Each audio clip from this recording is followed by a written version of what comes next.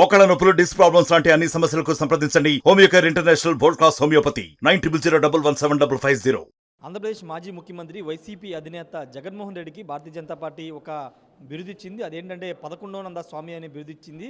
దానికి గల కారణాలు ఏంటో తెలుసుకోవడానికి ప్రస్తుతం మనతో పాటు బీజేపీ అధికార ప్రతినిధి సామంచి శ్రీనివాస్ ఉన్నారు. వాటితో పాటు తిరుమలలో మొన్నటి వరకు టీటీడీ చైర్మన్గా ఉన్నటువంటి భూమన కరుణాకర్ రెడ్డి అక్రమాలకు పాల్పడ్డారని కూడా ఆయన ఆరోపిస్తున్నారు. అవన్నీ కూడా మాట్లాడదాం. సార్, మీరు జగన్ని 11వ నంద స్వామి అంటున్నారు. దేనికి, ఎందుకు ఆ పేరు పెట్టారు? నేను కాదు, ప్రజలే అంటున్నారు. ఎందుకు అంటున్నారంటే ఆయన అవతారం క్షవరం అయితే కానీ వివరం తెలియదు అన్నట్టు ఇవాళ పదవి పోగొట్టుకున్న తర్వాత ప్రజల మధ్యకు, కార్యకర్తల దగ్గరకు, ఎమ్మెల్యేలను దగ్గరకు రప్పించి వేషం కూడా మార్చి భాష కూడా మారుస్తూ, యాసలో మారుస్తూ సరికొత్తమైనటువంటి నిర్వచనాలు చెప్తున్నారు. నేరస్తుని పరామర్శించి నేరాన్ని, నేరస్తుడికి సరైనటువంటి ఒక నిర్వచనం చెప్తున్నారు.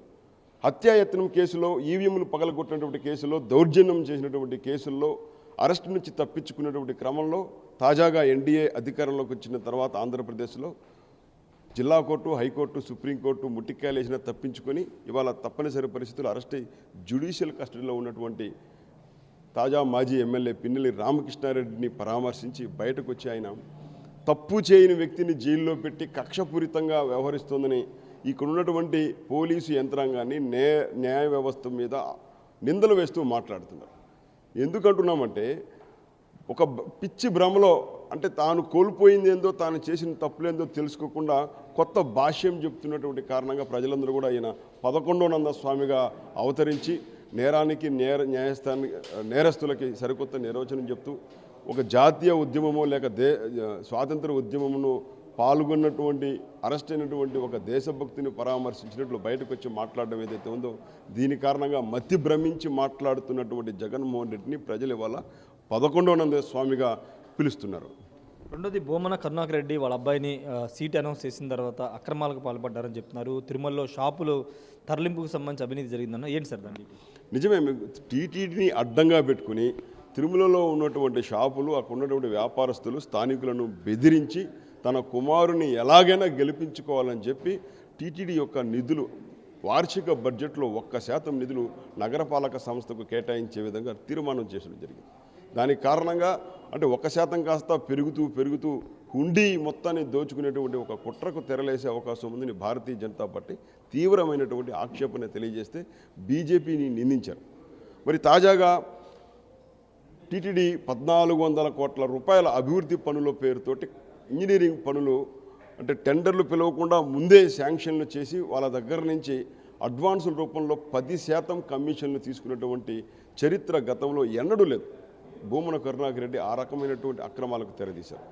ఎలాగైనా కుమారుని గెలిపించుకోవాలని స్థానికులను భయపెట్టడం, అక్కడ ఉన్నటువంటి వ్యాపారస్తులకు, అంటే మారుమూల ఉన్నటువంటి షాపు లైసెన్సులను, కీలకమైనటువంటి వ్యాపారం బాగా జరిగేటువంటి జన సముదాయం, భక్త సముదాయం బాగా ఉన్నటువంటి ప్లేసెస్లో మారుస్తూ 16 లైసెన్సులను షిఫ్ట్ చేస్తూ ఫిబ్రవరిలో టేబుల్ అజెండాగా తీసుకున్నటువంటి ఒక తీర్మానాన్ని దాచిపెట్టి ఇవాళ వాళ్ళ దగ్గర నుంచి లక్షలాది రూపాయలు, అంటే వైసీపీకి పనిచేసి కుమారుడు గెలిస్తే ఇస్తామని చేసుకునే ఒప్పందము, తీరా ఓడిపోయిన తర్వాత డబ్బులు ఇచ్చినటువంటి వ్యాపారస్తులందరూ తీవ్రమైనటువంటి ఒత్తిడి చేస్తే బయటకు చెబుతామని బెదిరిస్తే ఇవాళ, అంటే గురువారం, బుధవారంలో అధికారులను, అప్పుడు పనిచేసినటువంటి అధికారులను ఇప్పుడు తన ఇంటి దగ్గరకు రప్పించుకొని తను ఓడిపోయిన తన కుమారుడి చేతుల మీదుగా ఇవాళ ఆ 16 మంది లైసెన్సులను షిఫ్ట్ చేస్తూ తయారు చేసినటువంటి పాత తేదీలో సంతకాలు పెట్టిన ప్రొసీడింగ్స్ను వాళ్ళందరికీ కూడా ఇవ్వడం జరిగింది. తీరా ఓడిపోయిన తర్వాత ధర్మారెడ్డి గారు కూడా ఇక్కడి నుంచి వెళ్ళిపోతూ ఫిబ్రవరిలో చేసినటువంటి టీటీడీ బోర్డు తీర్మానాన్ని కూడా ఆయన రివోక్ చేసి వెళ్ళారనేది కూడా సమాచారం ఉంది. వీటన్నిటి వెనుక ఉన్నటువంటి వ్యక్తులు, ఫలితం పొందినటువంటి వ్యాపారస్తుల వివరాలను బయటకు తెలియజేయాలి, విజిలెన్స్ ఎంక్వైరీ చేయాలి. భూమన ఇంటికి వెళ్ళి సంతకాలు పెట్టిన అధికారులు ఎవరు? టీటీడీ కార్యాలయాల్లో జరగాల్సినటువంటి తంతు ఓడిపోయినటువంటి కరుణాకర్ రెడ్డి ఇంటి దగ్గర ఎందుకు జరుగుతుంది? సో ఇప్పటికీ టీటీడీ పైన అజమాయిషి చెలాయిస్తున్నారా? కాబట్టి టీటీడీ అడ్డంగా పెట్టుకున్న చేసినటువంటి అక్రమాలను వెలుగు చూస్తాయి. ఖచ్చితంగా అక్కడికి వెళ్ళి సంతకాలు పెట్టిన అధికారుల పేర్లు, ఆ 16 మంది యొక్క వివరాలు భారతీయ జనతా పార్టీ బయటపెడుతుంది.